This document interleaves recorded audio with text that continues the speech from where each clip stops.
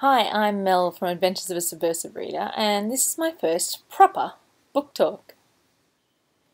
In my very first blog, or vlog, I talked about what I was looking to do here, which was pretty much to introduce some quite awesome books to a wider population. I was going to hold off on my first one, my first choice, but alas, I've actually borrowed them from the library, and the library has deadlines and needs them back, so I thought better sneak in and talk about them as soon as I could.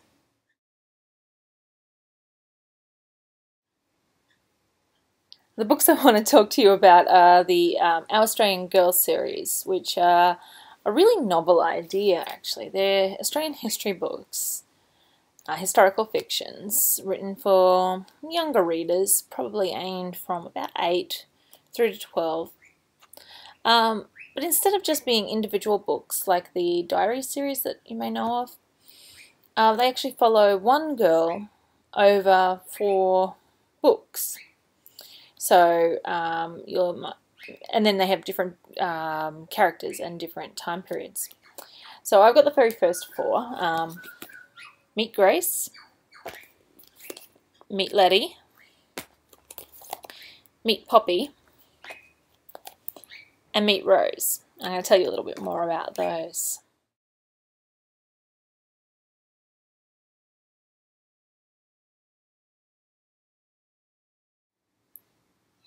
So this is the very first book, Meet Grace, by Sophie Laguna.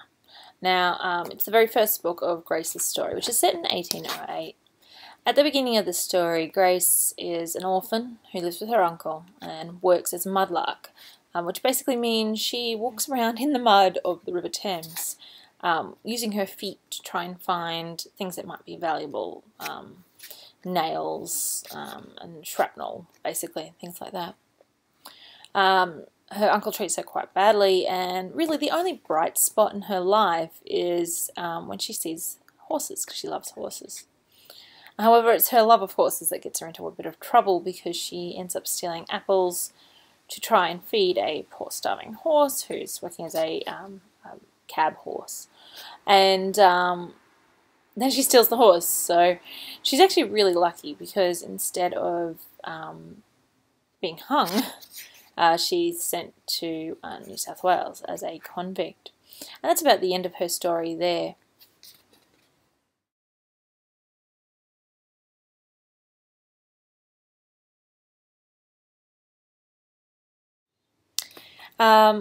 So while Grace's story goes on in later books that I haven't yet read, I actually went on and read about the next girl in our series, which is Letty. Meet Letty by Alison Loy.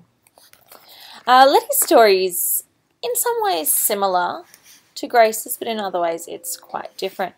Letty doesn't come to Australia as a convict. She comes as a free settler, but she's not supposed to come in the first place. It's actually her sister who's going to come out and work in Australia.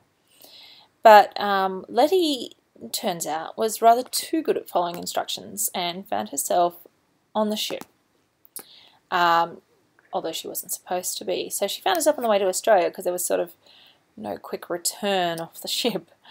Most of the story follows her journeys and how susceptible people were to illnesses, and also her friendship, if you could call it that, with a rather nasty girl, which I think a lot of people would certainly sympathise with. And at the end, we're left with a bit of a cliffhanger, and we don't know what's going to happen to either Letty or her sister.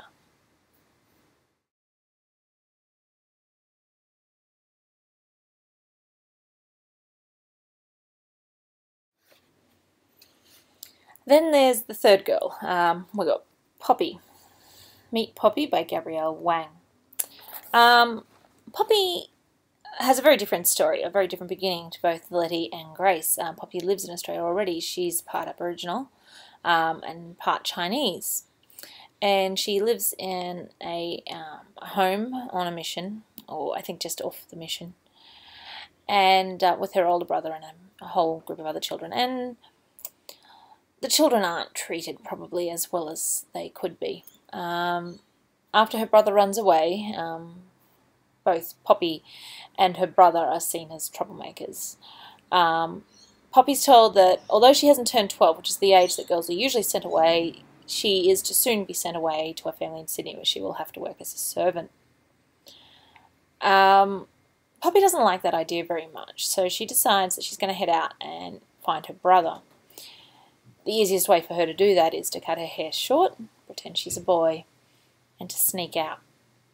And as she heads away from the home, she finds herself meeting some very interesting characters, learning some very interesting things, and seeing a very interesting part of Australia. I'm really looking forward to the next one in this series. I can't wait to track that one down.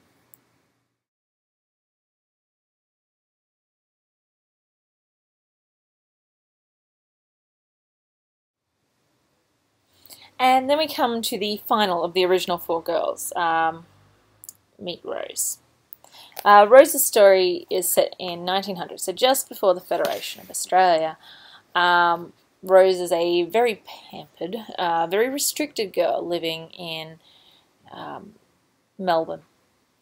Her mother wants her to be a proper lady. Rose would like to play cricket, go to school, go on to further learning, go on to great big things, and she doesn't think she's ever going to be able to do those until her aunt comes. Now her comes to stay.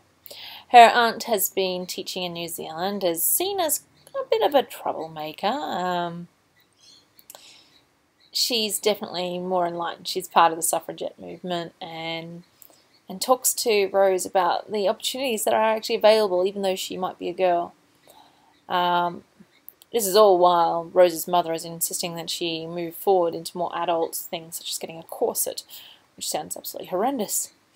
So her aunt starts opening her eyes up to some pretty cool things, taking her out on an amazing shopping journey, plus lending her books and just giving her an idea of the bigger world out there. I think this was absolutely my favourite out of the series, and I really, really, really want to read more of it. I love this time period, and it's fascinating how easy it is to dip into this period with these books.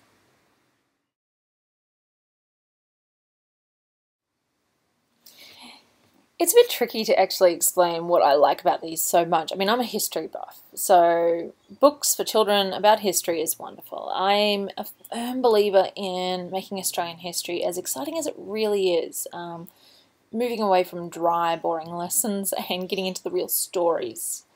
Because in my mind, the stories are what make history, and these are fantastic stories. It's wonderful to see strong female characters, and that's what these books were about in the first place. They wanted to, the creator of the series wanted to make sure that there was more exciting and interesting female characters out there for young girls to read about, and they were their own stories, their own backgrounds.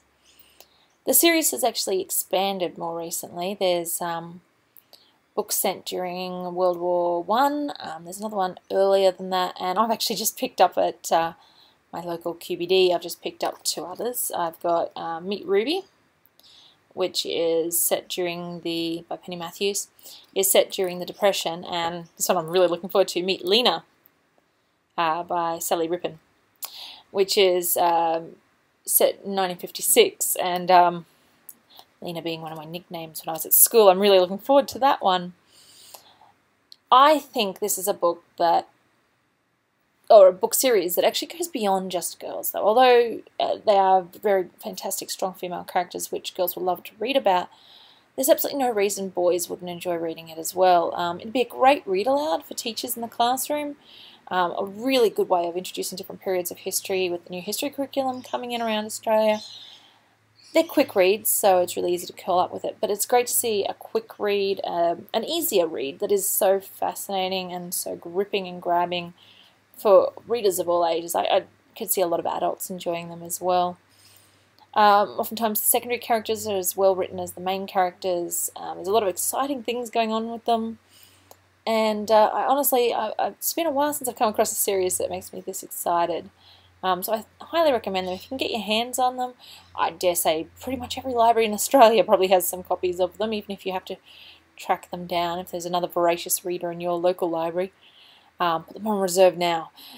And I'm sure lots of people will enjoy reading them, and I hope you can find them and enjoy reading them yourself.